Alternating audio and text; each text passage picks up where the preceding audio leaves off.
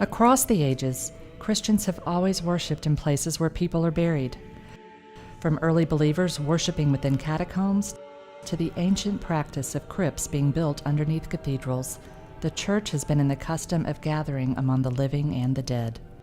It is an expression of our belief in the communion of saints. Together, we affirm the holy cycle of birth, death, and life eternal in union with Christ our Lord. John Fellers, who was my original mentor at this church and encouraged me to join the church, made the comment that it was a communion of saints.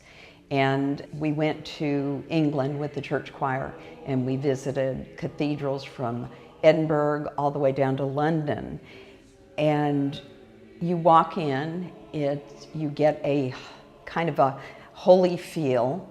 It's solemn, and you realize that there are great people who are interred within the church, and it really makes you feel exactly what John said. It's a communion of saints where people are on hallowed ground, and they're a part of the church.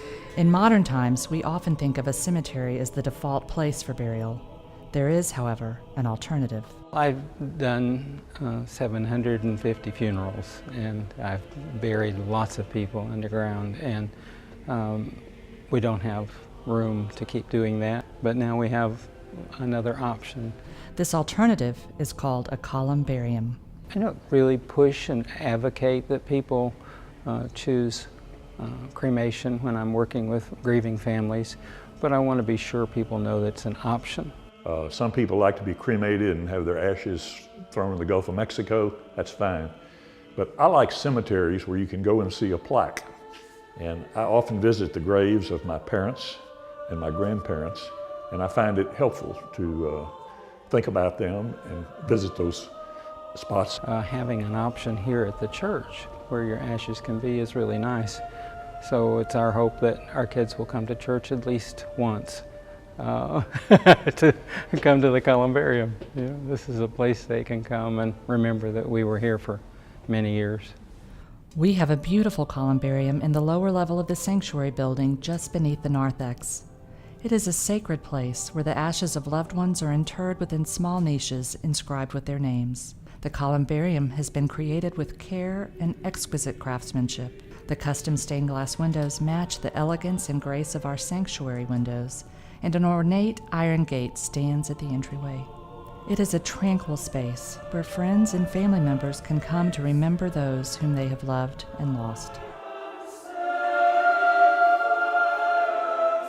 That when the choir is singing their hardest and the organ is pounding away and you're having a bad day, you can come down here and you can sit with your loved one, mother, father, husband, child, and you feel like you are a part of the church. The church has put its arms around you. I have found every aspect of the columbarium to be supportive, to be convenient, to be loving, to be a place of reverence that I can retreat to on occasion and have a quiet time and a quiet moment.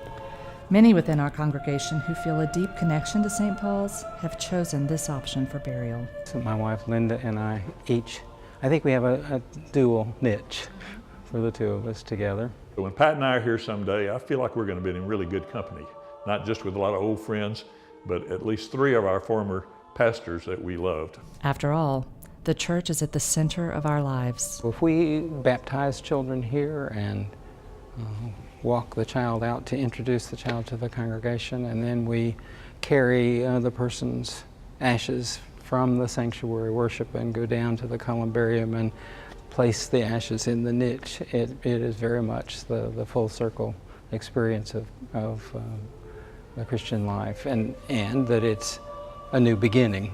Not just an ending there, it's a new beginning, is part of my faith. And the ability to commune with the saints of the church, the saints of this church, and your particular loved ones here, that ability is enhanced in the columbarium. I walk around the room and very quickly I'm aware of the presence of many, many saints of St. Paul's. I'll just walk by and touch the niche cover, and it's almost like I feel a communion with that person. We hope you would consider the columbarium in your end-of-life planning. To learn more or to reserve a niche, contact us at the St. Paul's Foundation office. For me, I know where I'm going to be when I go home.